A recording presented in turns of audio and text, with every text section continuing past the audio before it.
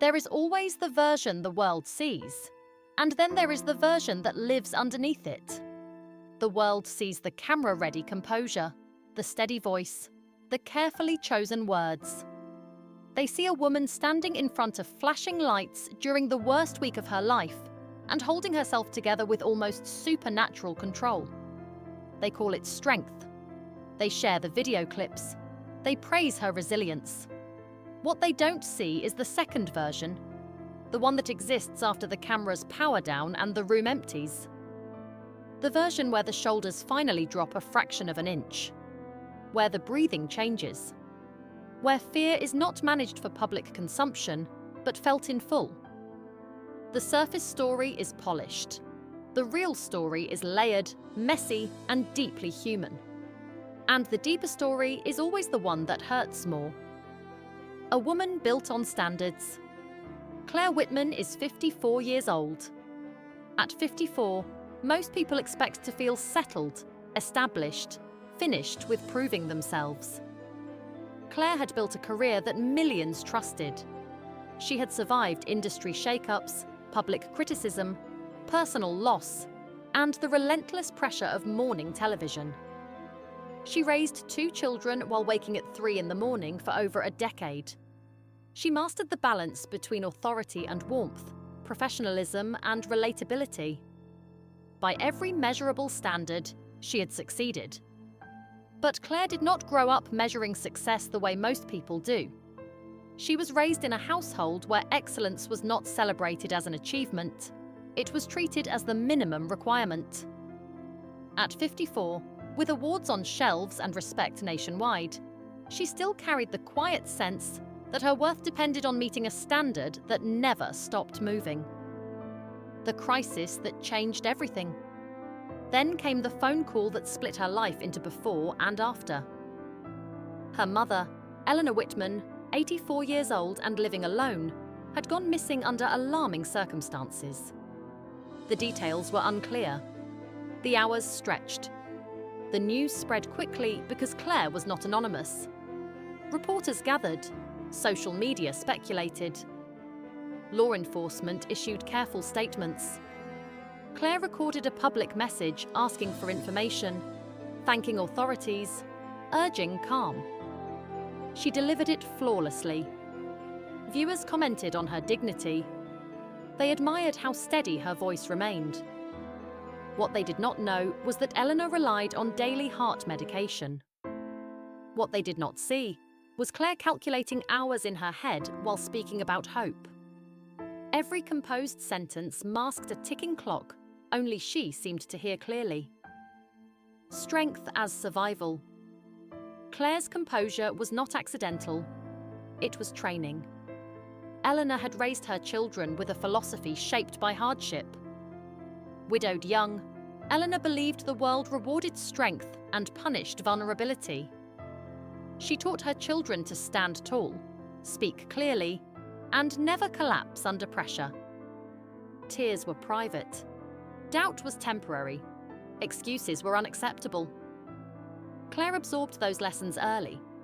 By adulthood, they were not rules she consciously followed. They were reflexes. When something went wrong, she did not unravel. She organized, she prepared, she performed. In a newsroom, those traits were assets. In a crisis involving her own mother, they became armor she did not know how to remove. The public saw courage. Claire felt obligation. The obligation to prove she could handle the unimaginable without cracking. The unspoken test.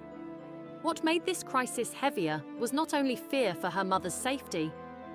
It was the quiet belief that she was being tested.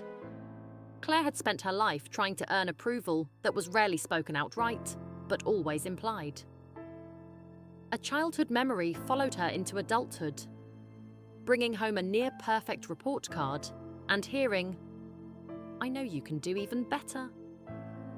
It was not cruelty. It was expectation wrapped as motivation. But expectation has weight.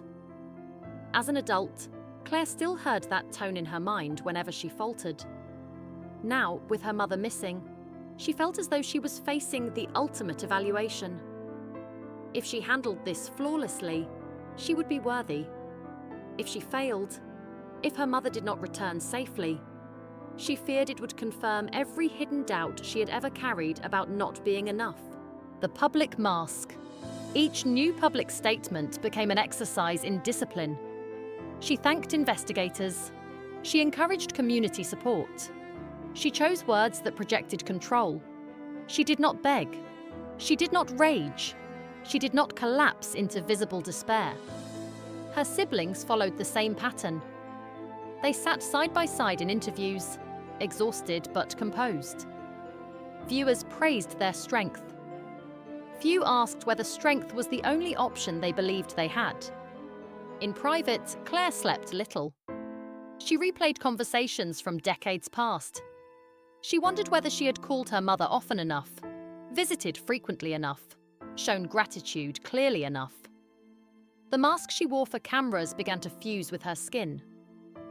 Removing it, even alone in her kitchen at midnight, felt like betrayal. Not of the public, but of the values her mother had instilled. Love and its conditions. It is important to say this clearly. Eleanor loved her children. Her love was fierce and protective, but it was expressed primarily through standards.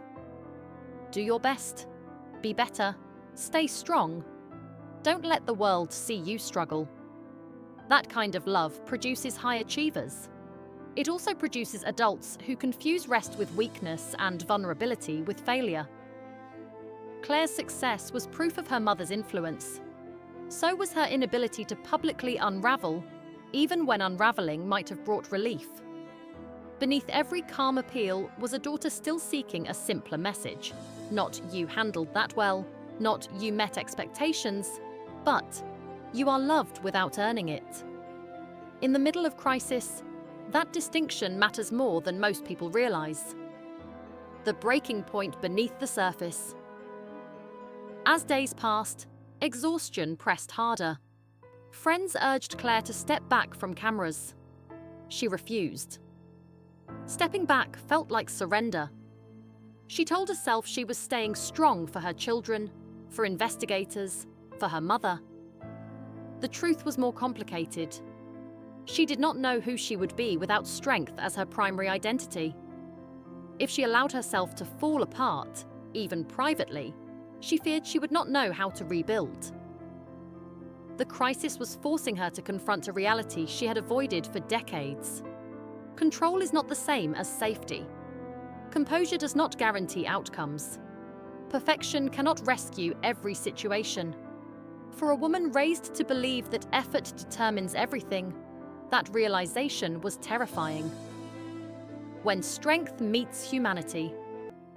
What Claire needed most was not another strategy meeting or another flawless public address. She needed permission to be human, permission to admit she was afraid, permission to cry without translating those tears into a productivity plan. But the one person whose permission mattered most was unreachable. That absence amplified everything. In the quietest hours, she imagined what she longed to hear. You don't have to fix this alone. You don't have to be invincible.